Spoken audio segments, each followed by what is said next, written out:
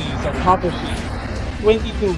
It is September and a powerful hurricane in Moscow these days is tearing off roofs, causing significant damage. Skyscrapers are flying apart. She's absolutely beautiful. And it's knocking down Muscovites.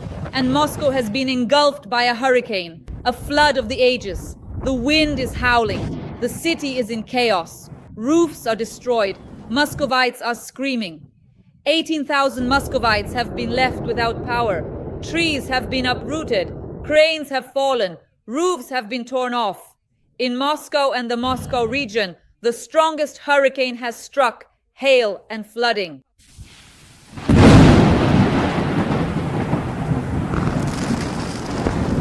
This is a live report coming to you directly from the scene of the unfolding events. We are currently located on Seleningradsky Avenue, Tatarata. Look, it's a Japanese policeman. This situation is truly a complete and utter disaster.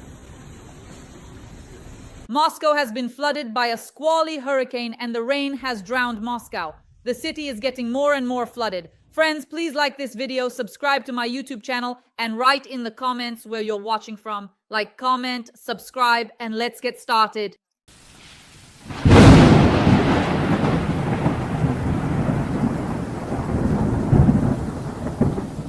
Hurricanes, squally winds, roofs are being torn off houses, skyscrapers are getting flooded. Panic and evacuation have begun in Moscow. Boom, bada boom. In the soft, gentle wind, Rain and hail damaged hundreds of cars and infrastructure facilities. The elements caused a traffic collapse. Buses, trams, and trolleybuses stopped running in Moscow, and a tree fell onto one of the Moscow metro lines. a downpour with hail and possibly tornadoes hit Moscow. Today, in the capital of Russia, The Ministry of Emergency Situations did not warn Muscovites about how dangerous this is. It's possible that Moscow could end up underwater. This looks more like hurricanes or tornadoes. Strong winds are tearing down billboards, ripping roofs off Moscow buildings and toppling trees. Trees have destroyed skyscrapers, cars, and buildings. There are injured people. Muscovites are in a panic. The hurricane is destroying roofs, shattering windows, and Muscovites are being swept away along with tents.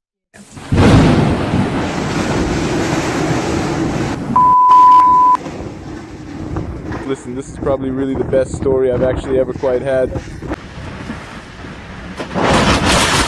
it's wiping Muscovites off the face of the earth. This is truly unbelievable, seriously. What exactly is going on here? It's just absolutely crazy. A significant yellow danger level has been officially declared in the bustling city of Moscow. Muscovites are absolutely flooded. Their roofs are completely submerged. I'm telling you, there's an incredibly intense downpour happening right here. The temporary tents, they are literally being violently swept off the very face of the earth by the powerful winds. The strong wind, guys, the numerous tents, Muscovites are desperately tying them down with all their might. My dear friends, please take a moment to like this important video. Your support means a lot. Subscribe to my channel and in the comments, write a few words in support of Ukraine, as well as about how Mother Nature is destroying the Russian Federation and its capital. Stay with us. Stay on the bright side. The promised deaths have been recorded in the Moscow suburbs. Lobnya, Moscow is flooded. Moscow and the surrounding regions. There's a hurricane-force wind with rain. There's a thunderstorm warning. An orange danger level has been declared in Moscow. Boom. OME, you will not drown forever. No leaves at all, completely. Oh, here. This is tea in the G good.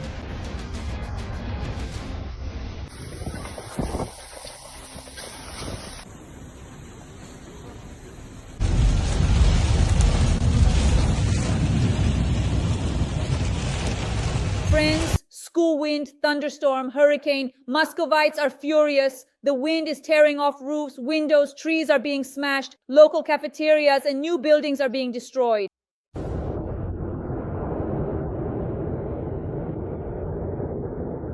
Muscovites are in a panic. Their tents are being blown away by wind and rain. They're furious and can't understand why this heavenly punishment has come to Moscow. Leningradsky Prospect. Japanese policeman. And now people What are they guilty of? 1, 2, 3, 4, 5, 6, 7 cars.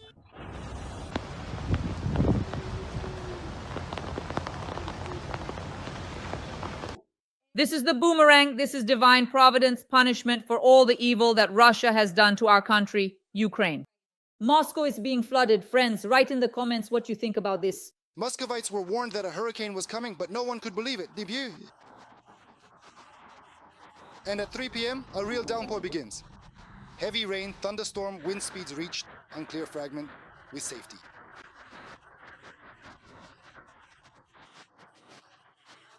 As a result of the passage of the storm front, power outages are currently being observed in a number of settlements. There have been no reports of breaches in the integrity of buildings and structures or of disruptions to road traffic. These weather conditions are expected to persist across the territory of the Central and Volga federal districts for the next 2 days. It's like a crater from an explosion, huge. But it just fell like that on the tree, and another one too. Trees were broken and fell right onto the children's playground. And the wrath of God intensifies in Moscow. Hail has started. In some districts of Moscow, heavy rain has begun. Residents of the capital have also posted videos of hail, with stones from the sky striking Russians. According to the Yandex weather precipitation map, the squally downpour from the hurricane is hitting the southwest and south of the capital, as well as the center and the northeast. Wall-like hurricane rains are sweeping through the Moscow region, particularly in Vidnoye and Korolyov. The Ministry of Emergency Situations has issued a warning about thunderstorms and squally winds in the Moscow region, where a yellow danger level is in effect. In the capital city of Moscow, there is panic, the hurricane of the century for Russia. Fires have left thousands of Russians without electricity, heat, or homes. Everything is burning. Everything that can possibly burn is burning. You can't see anything. this is my whole life. I've put so much into this place. But now I have nothing left. Look, cars are fleeing because their tires are melting from the fire. Who? I don't have my passport. We have nothing. It's all being taken from us. We only managed to save ourselves. This is karma in Russia, a state of emergency. Over 150,000 Russians are without power. A large-scale evacuation has begun. The roads are blocked. Everything is closed. There's no way to get anywhere. Massive fires and hurricanes.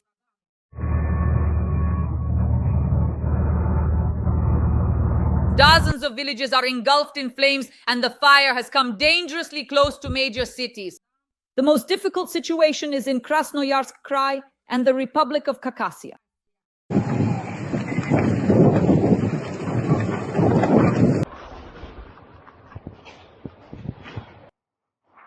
We're running around here with the siren on because the flames are coming toward us.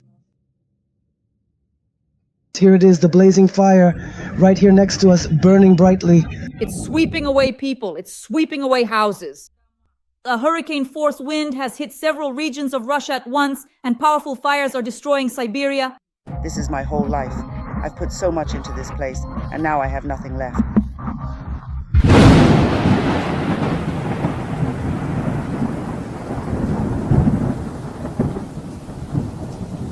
Boom, bada, boom, burn, burn bright, so nothing is left behind.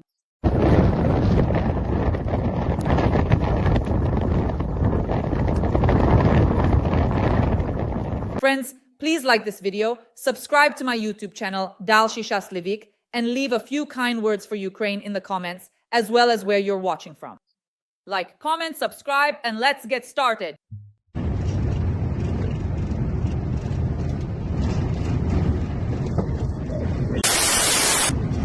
The storms are raging all at once in Kuzbas, Khakassia, and the Altai and Krasnoyarsk regions. Fires driven by gale-force winds are spreading rapidly and destroying entire villages in Siberia. Hurricane-force winds and heavy rains have also hit the Kemerovo, Novosibirsk, and Irkutsk regions. According to Russia's Ministry of Killings, NRG, power outages caused by the bad weather have affected more than 150,000 Russians. The situation remains difficult. Even though the wind has died down, you can see it's still present. Moreover, according to the forecast, in the coming days, wind speeds could reach up to 20 meters per second, which is more than enough to cause steppe fires. Therefore, once again, I want to urge all our residents to handle fire with extreme caution. A hurricane-force wind has hit Siberia, tearing off roofs, snapping power lines, and fueling the rapid spread of wildfires. Dozens of villages are engulfed in flames, and the fire has come dangerously close to major cities. The most difficult situation is in Krasnoyarsk Krai and the Republic of Khakassia. In the Irkutsk region, 17 houses have already been lost and 100,000 people are without power. In Krasnoyarsk Krai, 33,000 are without electricity, and in Khakassia, there are officially 40 injured. Dozens of fires with a fire front nearly 80 kilometers long.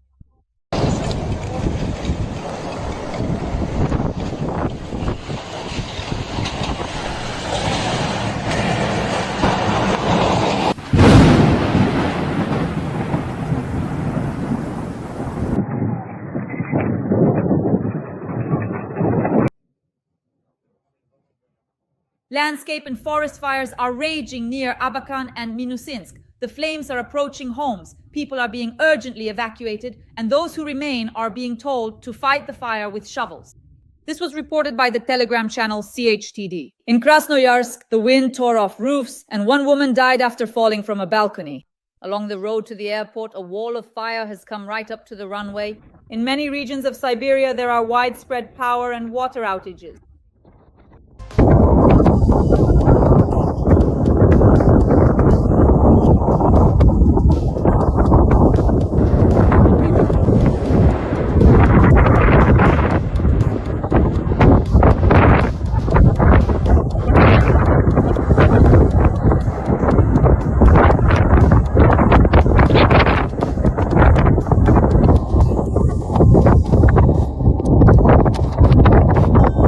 Ashes are all that's left of the past life. The fire, driven by hurricane-force winds, consumed both the house and all the belongings. Cars, furniture, clothes, now all ash. The whole community tried to put out the fire, but the Maligan family and their 6-year-old daughter lost absolutely everything. I can't even restore my bank card without documents because I don't have my passport. We have nothing, we lost everything, we only managed to save ourselves. Only tears remain and thousands of questions. What now? The Antokin family also lost their home, on the next street over, right? Victoria, the mother of 2 underage children, was sheltering with relatives in Lobakan during the hurricane. Now, essentially, there's nowhere for them to return to. The roof caught fire, and that was it. In 5 minutes, everything burned down. The dog burned, the chickens burned, all the buildings, everything. Nothing is left. Of course, it's terrifying. We managed to leave with the kids in advance when the grass had just started burning. It was the neighboring field, exactly from there, that the wind blew toward the residential houses and became a conduit for the fire. Sayana Kazigasheva was among the first to lose her home, a 2-story house, and all her belongings were destroyed by the flames in a matter of minutes. Now there's only blackened earth all around. At that end of the street, the fire started spreading, and I got scared. I grabbed my child and took him to the city. When I came back, the house was already burning. In the gardening community, a total of 5 houses were completely destroyed this spring. That means 5 to 7 families lost everything at once. 14 plots were damaged to some extent. In Elisapogov, 2 houses burned down. Overall, during the storm in the Ustabakan district, 17 private houses and 6 apartment buildings were damaged, along with 3 kindergartens, 6 community centers, and 2 farms. The authorities have formed a commission to assess the scale of the damage and to compile a list of those who need financial assistance. We are determining the amount of damage, doing everything within our power.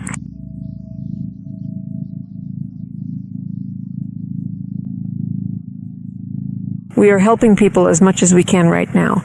If someone has nowhere to stay during this difficult time and has no relatives, we provide them with social housing.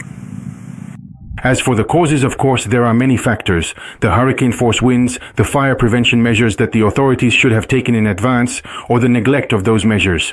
Abandoned plots overgrown with dry weeds pose a great danger at such times. However, each of them has an owner. The strictest measures will be taken together with the prosecutor's office. We have already exchanged information with the Usiabakan district, and we will prepare documents to conduct municipal land inspections. Obviously, for many residents of Khakassia, the recent hurricane and fires were a real shock. A terrifying and uncontrollable force of nature turned into a dreadful inferno. Now, a new misfortune has appeared, this time with a very human face. At night, people have started to notice looters.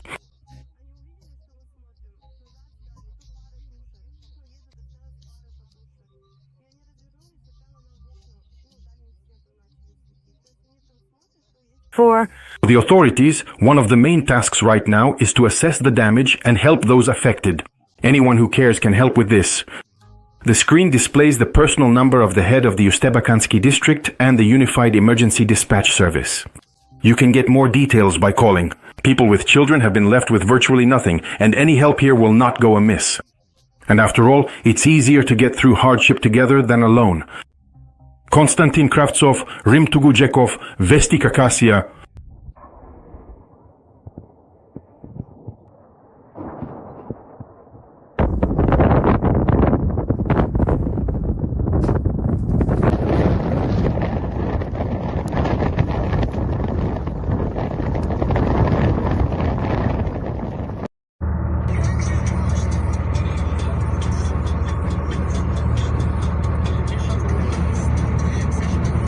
Moreover, when there's a significant grass fire, I've personally seen it myself, residents immediately start pulling away the dry grass near the perimeter fence. Of course, all this needs to be done in due time. Together, on their own plots of land, whether summer cottages or residential, owners must act.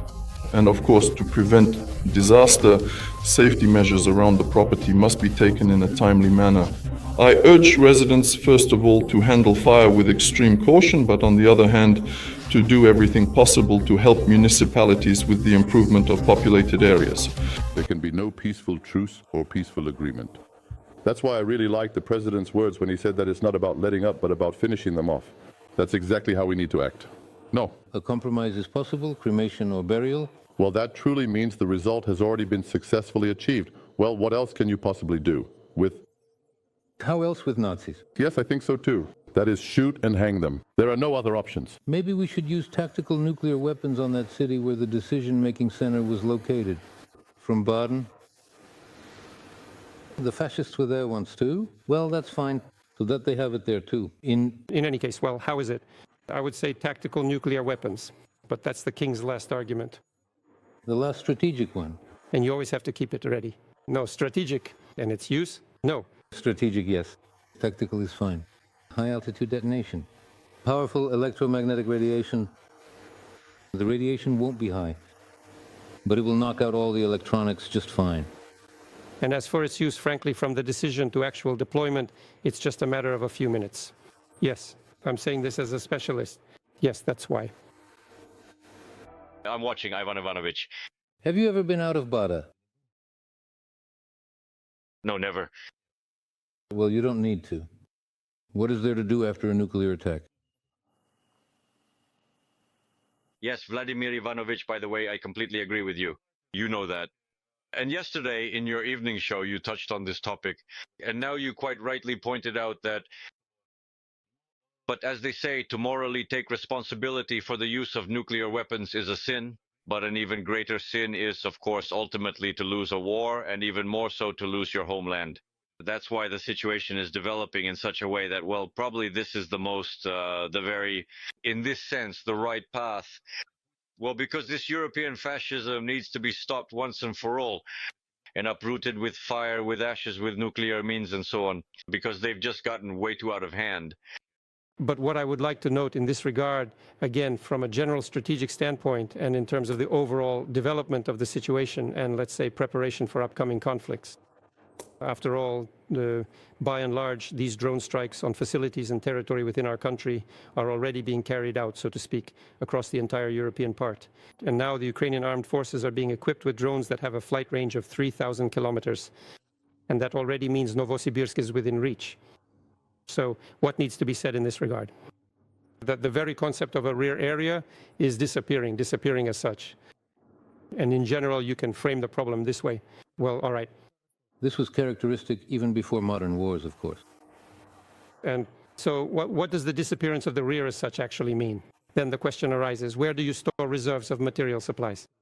The same goes for ammunition, fuel, and lubricants. You can't just scatter a crate under every bush and a canister here and there across the country. And the issue really is that this is now one of the most pressing problems.